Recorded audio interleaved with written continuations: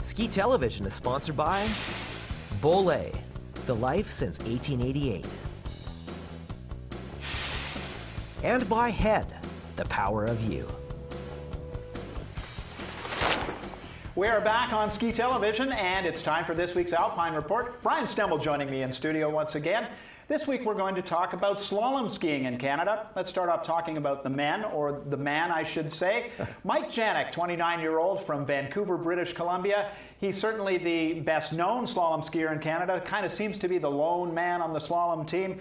What's with the single guys on the slalom team? Thomas Grandy for years. Don't these guys have any friends? Yeah, I think all their friends are downhillers. It just seems to be the way in Canada for the guys. They just go over to the downhill circuit because that's the cool one, the most exciting, and we just really haven't developed that many slalom skiers over the past few years, but Mike Janyk is the best of them all. Second in 06, third in 09 at the World Championships. Now a struggle with a back injury over the last few years, sprained his ankle again. He's had a couple good results this year, but really not where he needs to be. He always seems to be just about there. You know, he's been on the World Cup podium only once.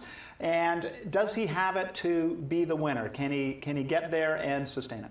I think he can. He's got the talent and ability. He's shown that before, that he's able to do it. He came through the slalom in the second run in Adelboden and looked into the camera and went, finally!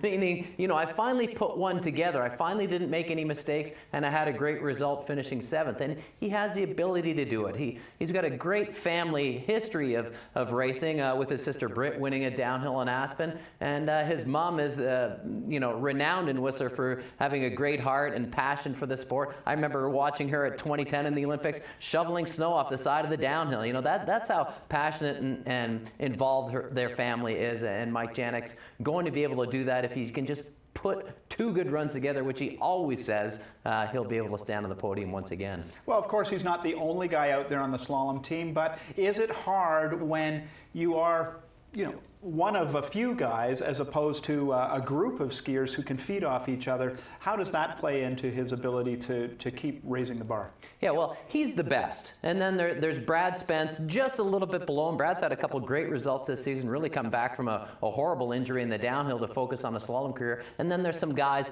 kicking around a little below, Pat Biggs, Trevor White, Paul Stutz. And it's a good group of young guys, actually, who are coming up in the slalom team. So they have the ability to do it. It's just a matter of putting it together on race day, gaining some more confidence, and learning from a guy like Mike Janyk. Okay, so let's talk now about the women. A young posse of women skiers out there in the slalom: Melsinski, Goodman, Prefontaine, and Gagnon. They seem to be doing pretty well. 3 of them have already had top 10 World Cup finishes.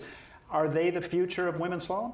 Yeah, absolutely. And Marie-Michele Gagnon, I think, is the biggest part of that. She's only 22 years old. She's already had a 9th in slalom, and is really an exceptional skier and a great kid too. Really smart, bilingual, beautifully, speaks eloquently in both languages, and is a really good kid. And I think them being so young, they just have this wonderful enthusiasm about the whole team. They really push each other, a lot like Eddie Podovinsky and Kerry Mullen and Rob Boyd. When those guys are around on the ski team, they hated, even me, they hated to lose against one another because they were so competitive. And that's how the women are on this young technical team.